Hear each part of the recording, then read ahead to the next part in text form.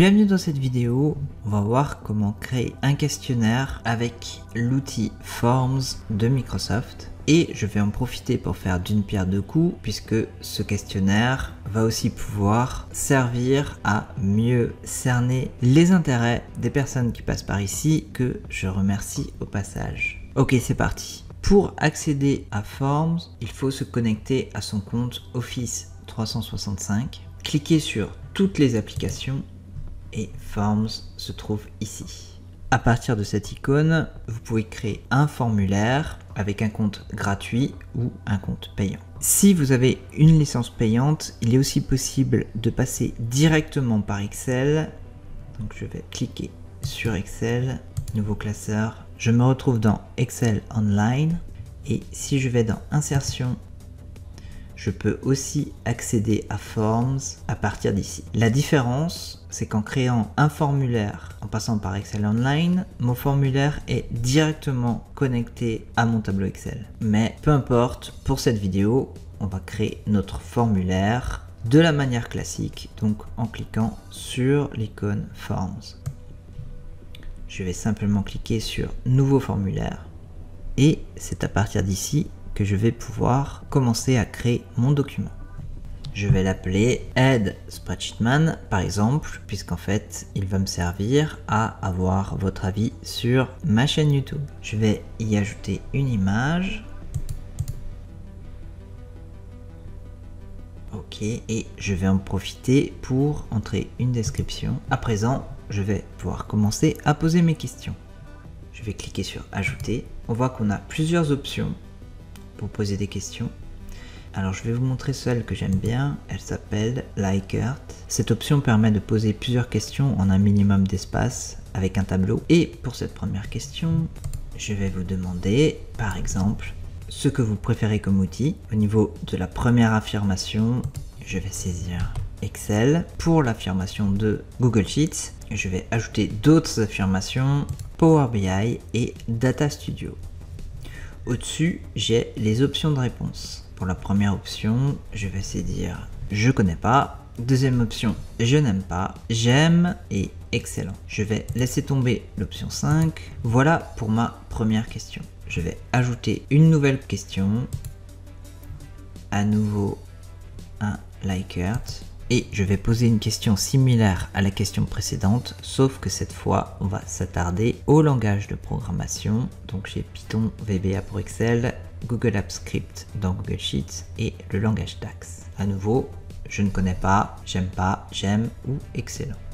Je vais rendre cette réponse obligatoire et d'ailleurs la question précédente aussi.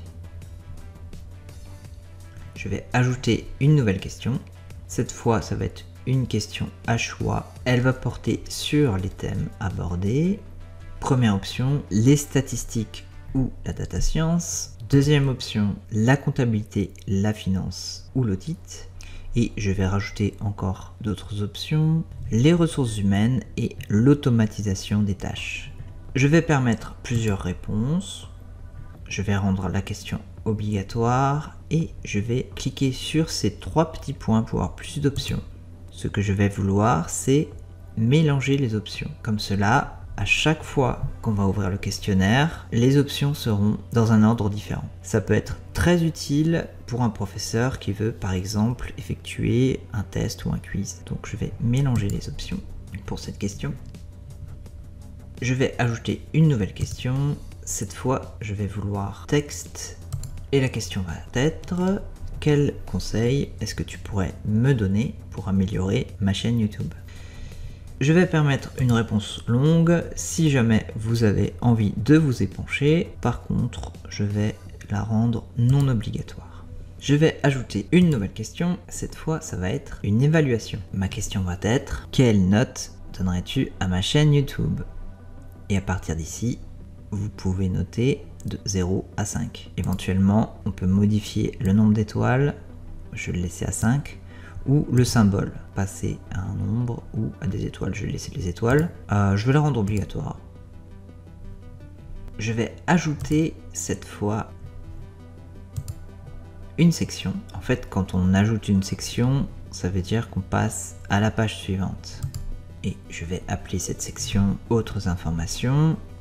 Je vais simplement ajouter du texte et ma question va être laisse-moi si tu le souhaites ton nom ou ton adresse mail. Cette question va être non obligatoire, une réponse courte devrait suffire.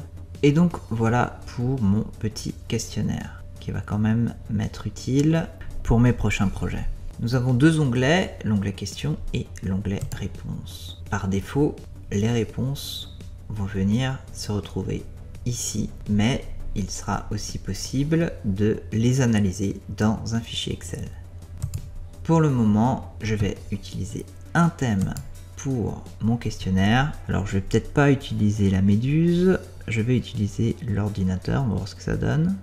Je vais sélectionner l'aperçu, ça a l'air assez sympa. Je vais cliquer sur précédent pour revenir à mon menu initial. Je vais cliquer sur les trois petits points en haut à droite, autres paramètres de formulaire. On va voir ce qu'il y a là-dedans. Je vais le rendre multilingue, on ne sait jamais, peut-être qu'il y a des Américains qui nous écoutent. La langue principale va être le français, mais je vais sélectionner une autre langue. Je vais sélectionner English, ok. Je vais à nouveau cliquer sur les trois petits points, autres paramètres de formulaire. Je vais cliquer sur paramètres. Qui peut remplir ce formulaire? Tout le monde. Je vais accepter les réponses. Je vais afficher la barre de défilement. Par contre, je vais personnaliser un message de remerciement à chaque réponse. Et je vais saisir merci beaucoup pour ton soutien, par exemple. Je vais répondre à mon propre questionnaire. Pour ça, je vais aller dans Aperçu. Voilà mon questionnaire. Alors, au niveau des outils, j'aime Excel, j'aime Google Sheet. Bon, en fait, j'aime tout, moi.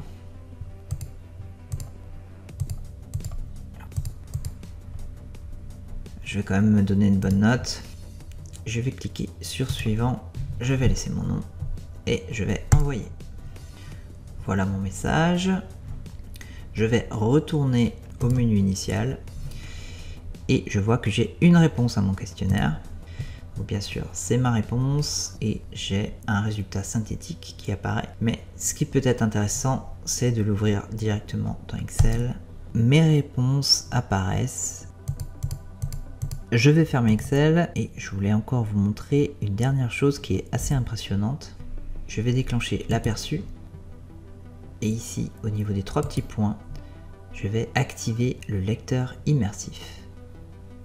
J'ai une nouvelle page qui s'affiche et si je clique sur le bouton lire, voilà le résultat. Spreadsheetman. Ce questionnaire sert à mieux cerner tes intérêts. Donc il est possible de consulter le formulaire de cette manière. Je vais retourner en arrière, à nouveau en arrière et je vais partager mon formulaire. Je peux partager ce formulaire simplement avec le lien. Je vais cliquer sur copier et je vais le mettre dans la description de la vidéo. Mais il est aussi possible de l'envoyer par mail, de l'intégrer à un site internet par exemple ou avec un QR code. C'est tout pour cette vidéo. Merci pour ta participation au questionnaire et si tu as des suggestions à me faire parvenir directement, que ce soit sur Excel, Google Sheet ou Power BI, n'hésite pas à me laisser un commentaire. D'ici là, n'oublie pas que je suis Spreadsheetman.